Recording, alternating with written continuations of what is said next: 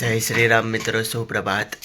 આજની વહેલી સવારે આપણે ઉઠી ગયા છે ત્યારે આપણી સાથે મામાના ઘરે જઈને આવેલા અમારા ગેડુબા ઉઠી ગયા છે। ચમ વહેલા ઉઠ્યા ગેડુબા? ચમ વહેલા ઉઠ્યા? શું કરવાનું છે? દાંતણ કરવાનું? દરરોજ વહેલી ઉઠી જઈ તો કેવું ચાલો બધા કહેજે? મજામાં? ચા બા પીધો કે પીવાનો? ચમ પીવાનો? ભૂખ લાગે એટલે ચા પીવાનો? અને ના લાગે તો?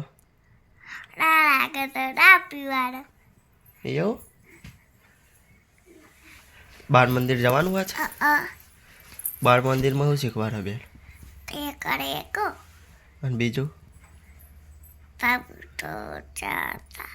બીજું? ત્રીજું? હવે તો તું તો એકડામાં આવી છે ને? એકડામાં આવી પણ થેલો લઈને જાય ને યાર? પણ પેલા 26મી જાન્યુઆરીએ તાર રહેવાનું હોય ડાન્સમાં? અને દાંતણ કરવાનું ડાયરેક્ટ ચા પીવાનું? દાંતણ કરવાનું? સારું એનો કે દાંતણ કરી લો મૂકે પણ હમણાં આજે વિડીયોમાં આવે કે આવજો કહેજે ટાટા। ટાટા કરો। જય માતાજી કે જય માતાજી કે ફાઇનલી આપણે નહીં ધોઈને તૈયાર થઈ ગયા છીએ।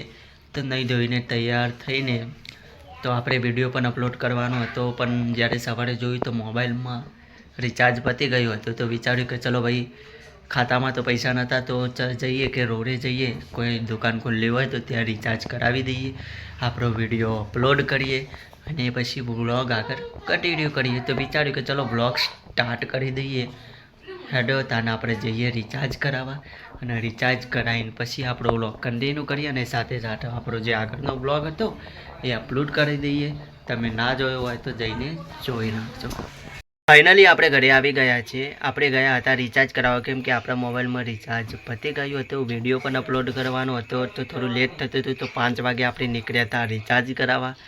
તો ગામમાં ગયા તો ગામમાં થોડા ફ્રેન્ડ મળી ગયા, તો ફ્રેન્ડ સાથે થોડી વાતચીત કરી, તેમની જોડે ઉભા રહ્યા, કેમ કે ઘણા ટાઈમ પછી મળ્યા હતા તો થોડો ટાઈમ વિતાવ્યો એમના જોડે। પછી ત્યાંથી નીકળીને આપણે ગયા રોડે।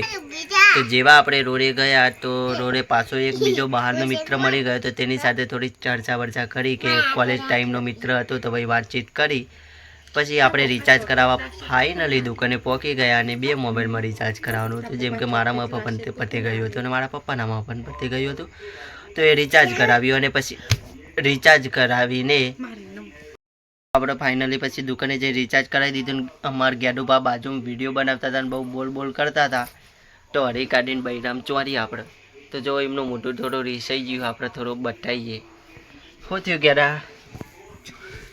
જો અમારે ગેડુબા રહી ગયા આવડે રહીને બૈરામ ચોરીથી તો ચલો એમનું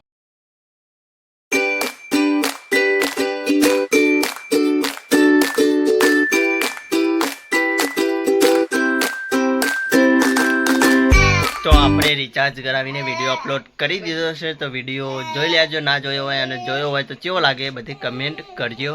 તો ચલો બહાર જઈએ।